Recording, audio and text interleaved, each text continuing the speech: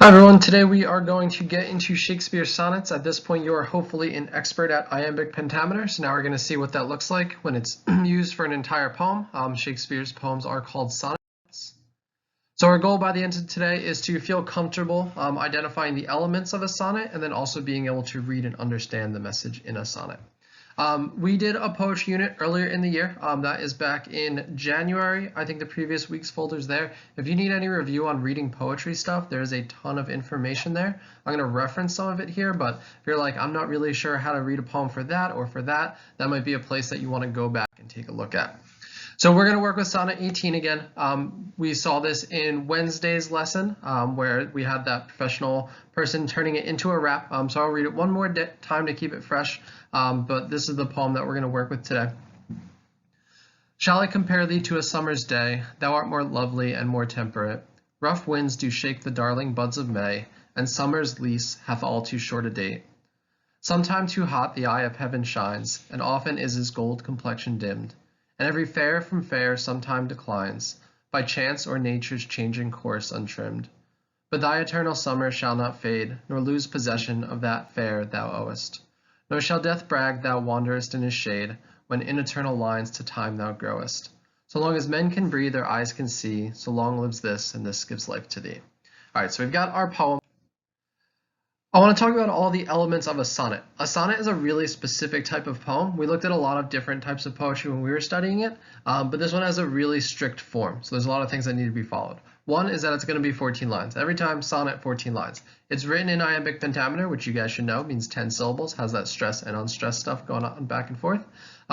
There are 3 quatrains and a couplet. That means quatrain 4. So it's lines are in sets of 4. Right now it's all together, but you'll see sometimes where there's a line space in between them. Really depends on where it's being published. But essentially you should look at it in sets of 4, and then there's a couplet. A couple is a pair, so it's those last 2 lines, and those are even indented on this one. There's a rhyme scheme. It kind of goes back and forth. I'll show that a little bit more in a second. The theme very often focuses on love or death. It's not a strict rule, but love or death are 2 big things that are focused on in Shakespeare sonnets. It relies heavily on metaphors, on imagery, on creating an image that they want you to be getting to understand their poem. So those are some of the core elements of sonnets. So the rhyme scheme, and you use letters to kind of show what the rhyme scheme is, but it's really just showing back and forth. So it's A, B, A, B, C, D, C, D, E, F, E, F, G, G, which means that every other line is rhyming pretty much. So if I look at day and May, those are my A's. I look at temperate and date, those are my B's. And again, I have that quatrain of stuff, and I can break it up by quatrains. And then those last 2 lines are going to rhyme with each other. So that's what that rhyme scheme of A, B, A, B, C, D, C, D means. And it's just relying on that last word. So day, May, temperate, date, shines, declines. And you can see them if you pull them all out here.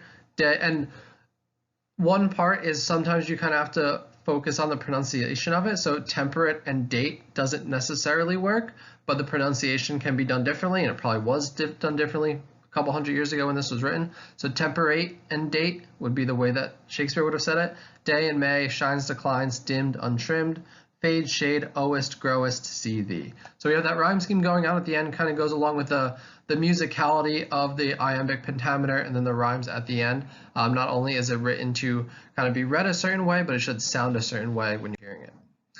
Then we have the iambic pentameter, which I won't go too much into because I think we're familiar with that at this point.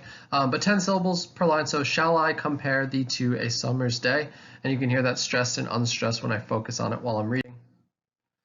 And then we have the quatrains and the couplet. So this is going to be really important for, and it's 4, 4, 4, and 2. This is going to be really important for the parts where you're trying to make sense of it. Often those sets of 4 will have like a different thing they're focusing on. And then at the very end, those 2 lines at the end will give you like the message of the poem, like what the poem is supposed to be about or what the final message is. So if you're feeling lost in interpreting that poem, you want to go back and reread those final 2 lines. So for this one, it's so long as men can breathe, their eyes can see, so long lives this, and this gives life to thee. So we'll come back to that as we start digging through this poem and trying to make some sense of it. And then we have this list. This was the steps we used to annotating a poem when we covered poetry earlier in the year. Again, if this is not feeling familiar to you, or you're going into the assignment and trying it out and you're like, I have no idea what I'm doing, go back to those lessons in January, watch some of those, get some of that review on poetry. So when you're reading a poem, to understand it, you want to look at who are the people, what are the things, what are the adjectives, what are the images, how is time reference, can you split it up in some way, punctuation, then take it in all together. So I ran through those kind of quickly. Number 6 is going to be really important for these because of that quatrain couplet. Like you always want to split sonnets up that way. So split it up that way and then start doing that analysis that way. Who is the speaker? What are the things and people I'm seeing? How are things described? And then how does it connect together through those quatrains and those couplet and the couplet at the end? And then also with Shakespeare, it's really helpful to write things in your own words. We'll do some of that next week. But because some of his language can feel a little dated compared to the way that we speak and write, you may want to take some of his lines and write them in your own words. That might help you to get the overall when you get to the end of it. And one thing that, again, I said Shakespeare relies heavily on in his are metaphors and imagery. So looking for those comparisons to things, looking for the visually descriptive language is going to help you to make sense of what's going on in Shakespeare's poetry because he's not always speaking literally. There will be a lot of things that are compared to something else to help you understand what he's trying to say. All right, so we're going to start looking through this one. Metaphor, there's a comparison of a person to a summer's day. So we have that first line, shall I compare thee to a summer's day? So part of our job initially has to be, who is this I are they talking about? How does the speaker feel about this person? If we're comparing to a summer's day, and if we think about the seasons, like seasons mean something in poetry. Summer, it's warm out, people want to be outside, it's a lively time. Winter, it's cold out, people want to be inside, things are dying, like the plants and things. So that's kind of that comparison. So comparing something to a summer's day would be a positive, and it says, thou art more lovely and more temperate. So saying you are better than a summer's day. So that comparison is probably a good one. We have some imagery here, rough wind shaking the darling buds in May. The sun as a person in here. We'll go more into these when we look at them by individual quatrains. So that first one, the comparison to the summer day. And as I'm reading these, I kind of want to summarize it quatrain by quatrain. So shall I compare thee to a summer's day? Thou art more lovely and more temperate. I just talked about the first part. Rough winds do shake the darling buds of May, and summer's lease hath all too short a date. So summer is too short. So he's saying, should I compare you to a summer's day? You're more beautiful. And also summer kind of ends where like you don't end. So we have kind of a positive for whoever this person is that he's talking about. And again, I'm summarizing this and I'm kind of speeding through those steps of like, who are the people? What are the things? Because we're seeing those people and things in here. And that's helping me to get to some of these conclusions. Sometime too hot the eye of heaven shines, and often is his gold complexion dimmed, and every fair from fair sometimes declines, by chance or nature's changing course untrimmed. So here he's kind of making a list of the things that are wrong with summer. It's too hot. The gold complexion is dimmed. Think of what might dim the sun. What does the sun hide behind? Every fair from fair sometimes declines, and nature's changing course. So we have all these things that are wrong with summer. I'm trying to compare you, a person, to summer, but I'm saying you're actually better than summer because summer has all these things that are wrong with it.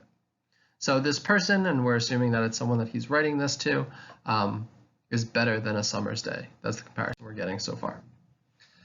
But thy eternal summer shall not fade. So the thy, we're talking back to the person again, identifying the people in the poem. So your summer shall not fade, nor lose possession of that fair thou owest, nor shall death brag thou wanderest in his shade, when in eternal lines time thou growest. So it's saying she's going to last forever because death can't brag about her being afraid of him or in his shade. And then we have eternal lines. Think of what we're reading right now, several hundred years after these eternal lines were written, and that time is helping this person to grow instead of moving past summer. And then our last two lines, the couplet, most important because it gives closure, it finishes the main idea. If the main idea is changing to something else, you'll know it here. If it's backing up what's been happening, you'll also know it here. So long as men can breathe, their eyes can see, so long lives this, and this gives life to thee. So the this that is living, again, those eternal lines, we are reading this right now, and it seems to be true. We're still reading this poem however many hundred years later. As long as people are around, they will know of her beauty through these lines. So that's kind of me reading through the poem. Again, I'm speeding through those steps a little bit. You guys will do some practice where you slow that process down a little bit. So we've got two things going on when we're looking at a sonnet. We have all the elements of it, like we want to be able to identify the lines, the quatrains, the line scheme, the iambic pentameter, and then once we understand that, we want to start digging into the meaning. You guys are going to have another poem that you're going to try this process with and see if we're feeling comfortable with it, and then next week we'll do some more practice with this.